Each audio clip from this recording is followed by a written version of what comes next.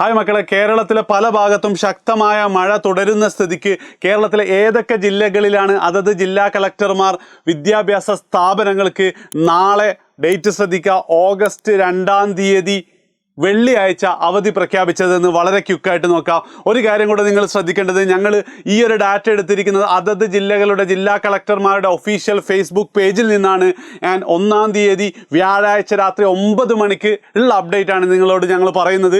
ഇനിയിപ്പോൾ നിങ്ങളുടെ ജില്ലയ്ക്ക് ഇപ്പോൾ അവധി പ്രഖ്യാപിച്ചിട്ടില്ലെങ്കിലും മഴ തുടരുന്നുണ്ടെങ്കിൽ ഉറപ്പായിട്ടും 10 മണിക്കോ 11 മണിക്കോ കളക്ടർ ആ ഒരു തീരുമാനം എടുത്തേക്കാം. സോ നിങ്ങൾ എന്ത് ചെയ്യുക, കമൻറ്റ് ചെയ്യുക നിങ്ങളുടെ ജില്ലയുടെ ഇപ്പോഴത്തെ അവസ്ഥ എന്താണെന്നുള്ളത്, മഴയുടെ ഒരു എന്താ പറയുക കണക്ക് എങ്ങനെയാണെന്നുള്ളത് നിങ്ങൾ ജസ്റ്റ് ഒന്ന് കമൻറ്റ് ചെയ്യാം. നമുക്ക് എന്ത് ചെയ്യാം, ഏറ്റവും അവസാനം എൻ്റെ അടുത്ത് നമ്മളുടെ ടീം എന്ത് ചെയ്തിട്ടുണ്ട്, അപ്ഡേറ്റ് തന്നുകൊണ്ടേ ഇരിക്കുന്നുണ്ട്.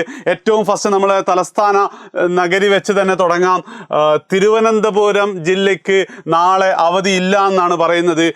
തൊട്ടടുത്ത് കോഴിക്കോട് ജില്ലയ്ക്ക് നാളെ അവധിയുണ്ട്. അതേപോലെ തന്നെ കാസർഗോഡ് നാളെ അവധിയാണ്.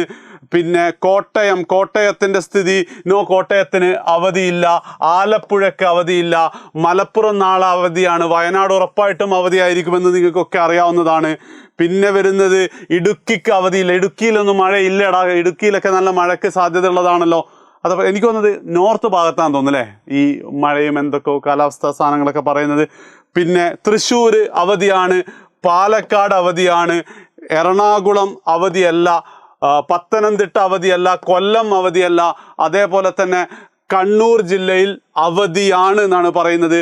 അപ്പോൾ ടോട്ടൽ 1 2 3 4 5 6 7 ജില്ലകൾ, നോർത്ത് മുഴുവനല്ല, 1 2 3 4 5 6 7 ജില്ലകൾ, അതായത് പാലക്കാട് തൃശ്ശൂർ മുതൽ മേലോട്ടുള്ള മുഴുവൻ ജില്ലകൾക്കും നാളെയും അവധിയാണ്.